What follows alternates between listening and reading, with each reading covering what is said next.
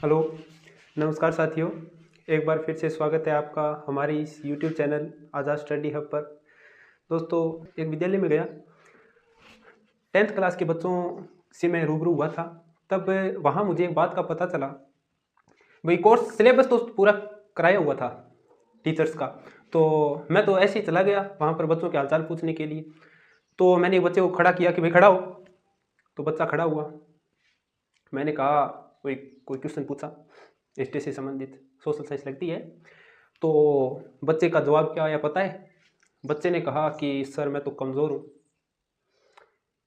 मेरे याद नहीं होता मटेरियल, अब मैं क्या करूँ। ये होशियार हैं, आप इनसे पूछ लो, ये सब कुछ बता देंगे आपको। तो मुझे ऐसा लगा कि आप लोगों के दिमाग में भी ऐसी सोच चल रही होगी कि भाई बच्चे हो, सोच होती है अपनी अपनी, इससे टाला तो नहीं जा सके। यानी जो लोग अलग अलग सोचते हैं, तो मैंने सोचा कि मैं आपके सामने ये किस्सा शेयर करूं। तो बात ये थी कि बच्चे ने कह दिया भाई मैं कमज़ोर हूं। तो भाई वो वाकई में क्या कमज़ोर है, मैं आपसे ये बात पूछना चाहता हूं। मेरे हिसाब से तो नहीं, क्योंकि देखो, अगर बच्चा जन्म ले हुई, मेन बात अपनी भाषा में बता दी मैं, यानी कोई भी कमज़ोर और होशियार को नहीं हुआ है। टापर जन्म है वो अल्बर्ट आइंस्टीन बनेगी क्या? वो जानते ही क्या, जाओ गोली मारूंगा आप, गैंगस्टर बन जाए वो जानते ही, जानते ही लेके बंदूक करके आजा तेन सटाऊंगा पहले, करेगा वो? कौन करे?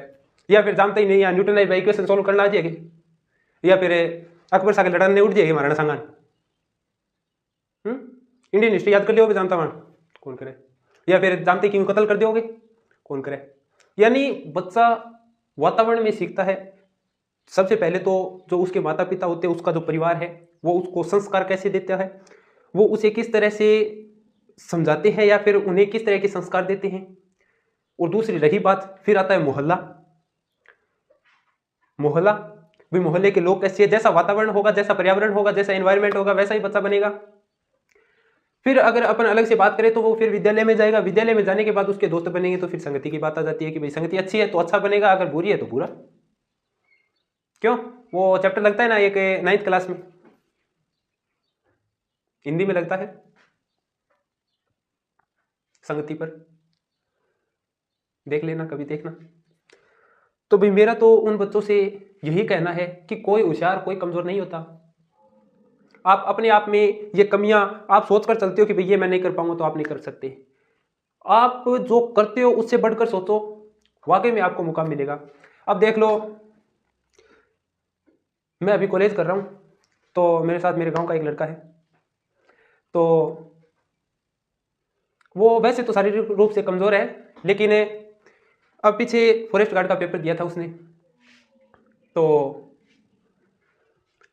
सब कहते थे कि ओ की कौन कर सके, ताना मारता कि तू की करे कौन करे रे। वो कहते तो ना मैं क्या करूँ की कौन करूँगा। फिर जब रिजल्ट आया तो सबसे पहले उसका ही नाम आया। फिर लोगों ने क्या कहा पता है? कि ये तो शारीरिक रूप से कमजोर है, इसने तो सर्टिफिकेट लगा दिया होगा। भाई सोच है, जुबान है, सोच को तो अपन, यानी किसी की सोच को बदल सकते हैं क्या? नहीं बदल सकते। जुबान को पकड़ सकते हैं क्या? जो बोलेगा वो बोलेगा, अपन उसकी जुबान को नहीं पकड़ सकते। तो लोगों ने फिर यह विचारधारा, यानी फॉरेस्ट गार्ड का पेपर फाइट हो गया ना, उसके बाद कहने लगे कि सर्टिफिकेट लगा दिया, क्या बात है। अलग से बातें बननी चलू शुरू हो गई। फिर थोड़ा बहुत समझाया लोगों को, बताया कि भाई ये देख लो सर्टिफिकेट है, नहीं लगाया, सीधा पेपर फाइट हुआ है। अब आज ही की बात है, वीडियो अपलोड होगी तो एक दिन पहले की हो जाएगी, रिकॉर्ड वीडियो है। तो आज सीजीएल का पेपर फाइट हो गया, एसएससी का, दो पेपर फाइट हो गई। फिजिकल है थोड़ा बहुत, बोलो, कोई कमजोर कोई शायद नहीं होता। आप जो सोचोगे वो होगा। टूटने लगे हौसला तो ये याद रखना, बिना मेहनत के तख्तो ताज नहीं मिलते। टूटने लगे हौसला तो ये याद रखना, बिना मेहनत के तख्तो ताज नहीं मिलते। ढूंढ लेते हैं अंधेरों में रोशनी अपनी, क्योंकि जुगनू कभी रोशनी के मोहताज नहीं होते। वो जो मेरे साथ पढ़ता था ना, उसने एक बात कही, यानी शायरियां हैं, उसको कैसे भी उल्टा पलटा जा सकता है।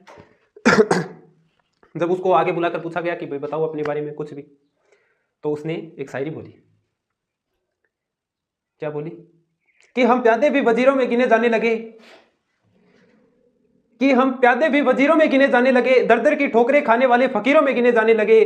जब से पड़ी है किताबों पर नजर हमारी, हम कांच के टुकड़े भी हीरो में गिने जाने लगे। तो दोस्तों, कुछ भी असंभव नहीं है। जो आप करोगे, जो सोचोगे वही होगा। दूसरे की सोच पर बिल्कुल मत चलो, वरना जहां पर हो उससे नीचे ही समय के साथ आपको बदलना पड़ेगा। नहीं बदलोगे तो समय आपको बदल देगा। कैसे? आपको एक बात याद दिला देता हूं कि आपके घरों में जो कीपैड, अभी कुछ घरों में जो कीपैड फोन यूज होता है वो कौन सी कंपनी का है?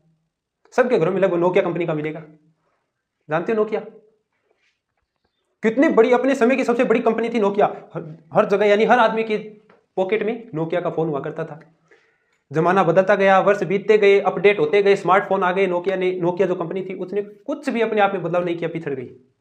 अगर वही कंपनी आज, यानी अपने मोबाइल में अगर उसने थोड़ा अपडेट किया होता तो वह आज ये आईफोन वगैरह थोड़ी टिक पाते उसके सामने।